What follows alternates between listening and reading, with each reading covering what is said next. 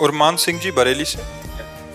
राधे राधे महाराज जी। महाराज जी, जब अर्जुन जी जैसे संस्कारी भगवान श्री कृष्ण के मित्र धर्मराज के भाई गीता जी को सुनने के बाद वह भी भगवान श्री कृष्ण ने सुनाई हो, फिर भी बिना विराट रूप देखे युद्ध को तैयार नहीं हुए अर्जुन जी, तब साधारण मनुष्य हम जैसे माया से बाहर आए बिना प्रभु की इच्छा जैसे पत्ता भी नहीं हिलता, तो उनके काम क्रोध लोभ मोह ईर्ष्या से कैसे बाहर आ सकते हैं या क्यों बनाए? भगवान की बनाई हुई माया है, तो फिर वो हमें खिलाते क्यों हो उसमें? नहीं, भगवान की बनाई हुई माया नहीं, आपकी रची हुई माया है।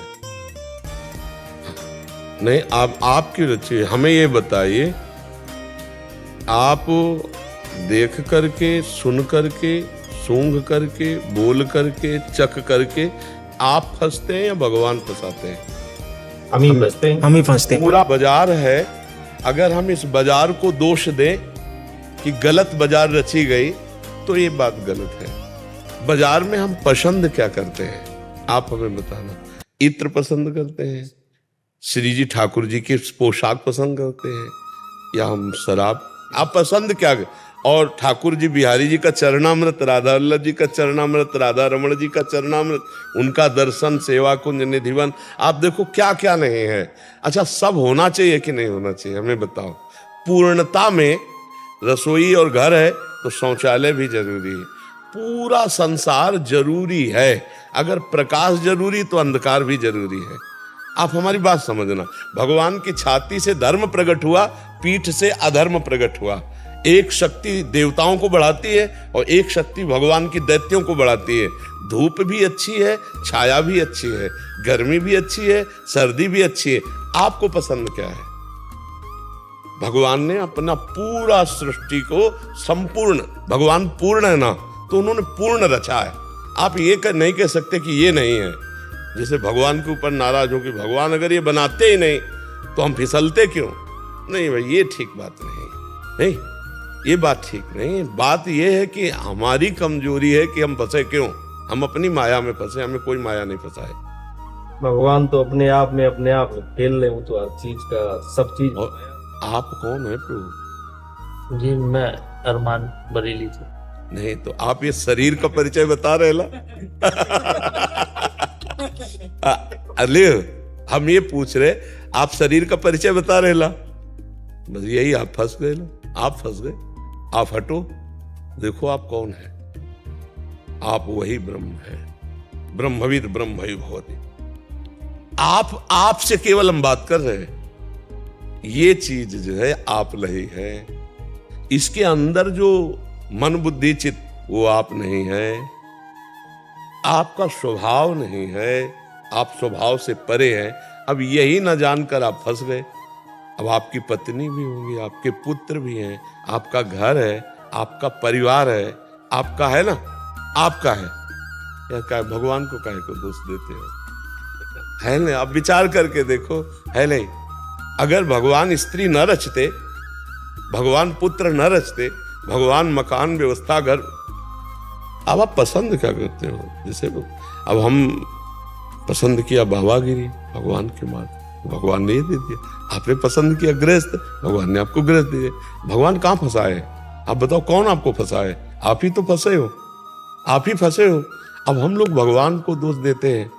वो पूर्ण है, वो पूर्ण की रचना की है, तो पूर्णता में फिर सब होना चाहिए। अब हमको क्या पसंद है, ये हमें बात देखनी है ना।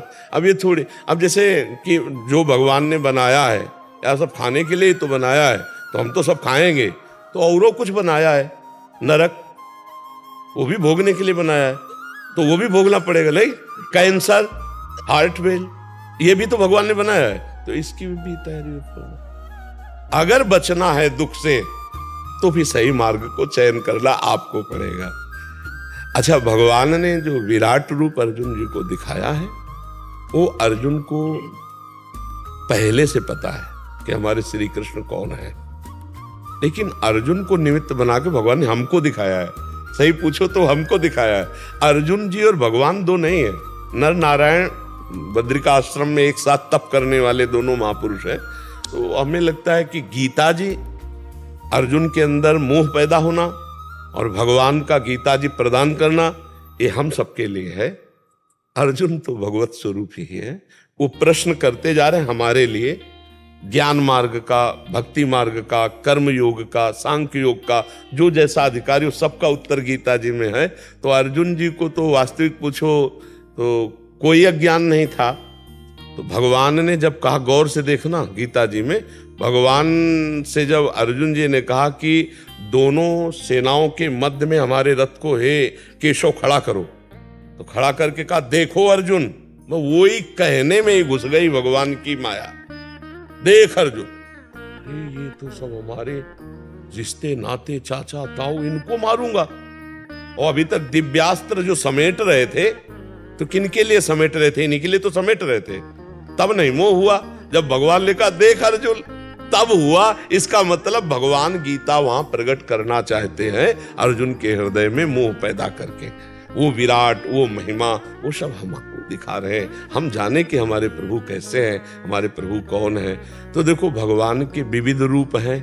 कोई भगवान के सौम्य रूप का उपासक है, कोई घोर रूप का उपासक है, कोई भगवान को पुत्र मानता है, कोई भगवान को पिता मानता है, कोई भगवान को मित्र मानता है, कोई भगवान को पति मानता है, कोई भगवान को प्रीतम मानता है। अगर भगवान इतने सब रूपों में ना हो तो हम सबकी भावना कैसे पूर्ण हो? तो हमें लगता है कि गलती अपनी है, सुधारना अपने को है। हम भगवान पर व्यर्थ का दोष देते हैं। क्यों भाई, आप बताओ, नहीं तो कहीं आपको लग रहा हो तो हम आपका साथ दें। मुझे ये लग रहा है अर्जुन जी को जब उन्होंने विराट रूप दिखाया उसके बाद वो युद्ध को राजी हुए। नहीं, उसके बाद भी बहुत प्रश्न हुए। आप देखो ना, विराट के बाद बंद हो गया क्या प्रश्न करना? आप देखो ना, विराट स्वरूप भगवान ने दिखाया, उसके बाद सैकड़ों प्रश्न हुए। आप देखो, गीता वहीं से बंद हो गई। अगर आपके अनुसार होता तो गीता वहीं से बंद हो जाती। विराट के बाद तो बहुत ही प्रश्न हुए। भगवान ने बहुत सी विभूतियों का वर्णन किया, बहुत से प्रश्न उत्तर हुए। पाप जो उत्पन्न हुआ उसकी वजह से मैंने ये प्रश्न। पाप हमसे हुआ है ना, भगवान से उत्पन्न हुआ क्या? तो गलती हम अपनी माने, भगवान से भी माने और अपने मन से भी माने कि हम गलत हो गए। देखो, अभी इसके पीछे बैच में हमने कहा था कि जब हमारी 4 बहनें हमारे साथ खेलती होती हैं तो हमारे अंदर पाप बुद्धि नहीं आती है, वो हमारे समान ही हो। लेकिन दूसरी की एक बहन देखकर हमारे अंदर पाप बुद्धि क्यों आ जाती? भाई बहन कैसे खेलते, कभी वो पीट रही, कभी ऐसे लड़ाई हो रही, कभी हंस रहे, कभी खेल रहे, कभी पाप वासना नहीं आती? कुछ नहीं होता, क्योंकि वो मेरी बहन है। वहां कभी काम भाव आता नहीं, और वहीं दूसरे की बहन है। अब इसमें भगवान का दोष है या हमारा दोष है? बात ध्यान देने योग्य बात है। इसमें गलती मेरी होती है जहां हम पाप कर्म करते। भगवान ने आपको पत्नी दी, आप उसमें सीमित हो जाइए। भगवान ने एक सीमा बना दी। मान लो पानी ग्रहण किया, पत्नी दे दी, तो आपके विलासिता के लिए एक सीमा बना दी। एक परिवार के घेरे में आपको धर्म में बांध दिया गया। अब उसके विपरीत आप चलो कि भगवान केवल हमारी स्त्री बनाते और स्त्री बनाते ही नहीं तो पाप ही नहीं होता। तो भगवान ने कानून भी बनाया है, पुलिस भी बनाई, डंडा भी बनाया है, और वकालत भी बनाई, जेल भी बनाई, और नरक भी बनाया, दुर्गति भी बनाई। तो हमको ये बात ध्यान देनी, लोग जो कहते हैं भगवान की इच्छा के बिना पत्ता नहीं हिलता, नहीं, उस बात पे तुम हो क्या? हमें तुमसे पूछते हैं कि उस स्थिति में हो कि भगवान की इच्छा के बिना पत्ता नहीं हिलता। इस स्थिति में आ जाओ और तुमसे पाप हो जाए तो हमसे बता देना। तुम अहंकार की स्थिति में, मैं देखता हूं, मैं सुनता हूं, मैं भोगता हूं, और आप दोष देते हो कि भगवान की इच्छा के बिना पत्ता। जब अपनी इच्छा को भगवान की इच्छा में मिला दी जाती है तो पाप हो ही नहीं सकता, क्योंकि अहंकार से पाप होता है। आप अपनी इच्छा को शास्त्र इच्छा या गुरु की इच्छा में मिला दो, फिर पाप हो जाए तो हमें बताओ। भगवान की इच्छा में मिला दो, फिर पाप हो जाए तो बताओ। हम अपनी इच्छाओं को भगवान की इच्छा में थोप देते हैं। जैसे हमारे मन में आया कि अब ये करें, अब वो गलत हो गया, बोले अगर भगवान की इच्छा ना होती तो ऐसा गलत क्यों होता? नहीं, तुम्हारी इच्छा थी, भगवान की इच्छा नहीं थी। तुम फंसे हो अपनी इच्छा में। अगर जा ही न चाही कबहु कछु, तुम सन सहज सने, तो बसो निरंतर तासुर सो रावण ने जिगे। वो तो बहुत सिद्ध पुरुष है जिसकी कोई इच्छा ही नहीं। हम लोग अभी थोड़ा ज्ञान की धारा में हैं, इसलिए ऐसा सोचते हैं कि हमें देखना है भगवान की इच्छा और अपनी इच्छा, इन दोनों में भेद देखना है। अपनी इच्छा मुझे गलत ले जा रही, भगवान की इच्छा कभी गलत नहीं ले जा सकती। थोड़ा अपनी इच्छा को भगवान की इच्छा में मिला के देखो, फिर आपको कैसा लगता है, कितना आनंद मिलता है। लेकिन हम भगवान की इच्छा में अपनी इच्छा नहीं मिलाते, अपनी इच्छा करके और फिर उसे भगवान की इच्छा में थोप देते हैं। जिसे गोस्वामी तुलसीदास जी ने लिखा है, काल ही कर्म ही ईश्वर ही मिथ्या दोष ले। ये थोड़ा तवज्जो पड़ेगा प्रभु। आपका अहंकार से संचलित शरीर है, और जिस दिन अहंकार भगवान के चरणों में समर्पित हो गया तो आपसे कोई पाप कर्म हो ही नहीं सकता, क्योंकि अहंकार में ही पाप कर्म होते हैं। जब हम अपनी इच्छा भगवान को दे दिया तो वो महापुरुष हो गया। बस इच्छा ही तो बंधन का कारण है, इच्छा ही बंधन। जितने हमसे पाप होते हैं इच्छा के कारण होते हैं, और वो इच्छा शरीर को लेके होती है। अगर हम अपने स्वरूप को जान जाएं और अपनी इच्छा प्रभु के चरणों में समर्पित कर दें तो ब्रह्मभूता प्रसन्न आत्मा न सोचति न कांक्षत, इच्छा नहीं रह जाएगी। भगवान को जान लिया तो इच्छा ही नहीं रह जाएगी। तो इसलिए नाम जप करते हो आप, कोई नशा करते हो, बस तो धीरे धीरे समझ जाओगे हमारी बात। नाम जप करो और बहुत दूसरी बार मैं यहाँ आया। हाँ, ये भगवान जब कृपा करते हैं ना तब साधु संग मिलता है। हाँ बिल्कुल, बहुत अच्छे से चलो।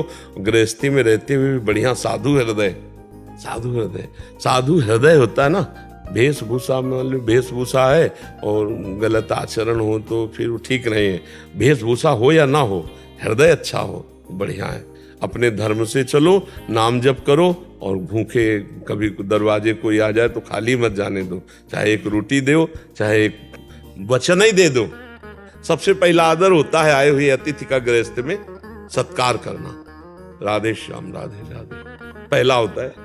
कोई भी आवे, चाहे भूखा टूटा पागल कोई भी हो, पहला काम तो ये अतिथि सत्कार में मृदु वचन। राधे राधे, आइए बैठिए, जल पीजिए, ये सब फ्री है, इसमें सब कोई कर सकता है। अब इसके बाद वो जैसे कोई मांग करता है, हमारी श्रद्धा नहीं है भी तो हमारी श्रद्धा नहीं, हमने दी तो अपराध नहीं लगे, क्योंकि दो चीज दे चुके, मृदु वचन और जल। अगर कोई भूखा है तो फिर गृहस्थी में धर्म है कि चाहे शाम के 5 बजे 4 बजे हो, उस समय तुरंत कुछ ना कुछ उसको पवाओ। भगवान पता नहीं किस रूप में आए, भले पागल रूप में हो। तो गृहस्थी में अतिथि सत्कार और नाम जप और धर्म पूर्वक पालन तो साधु ही है, गृहस्थ में रहता हुआ भी भगवत प्राप्ति कर लेगा।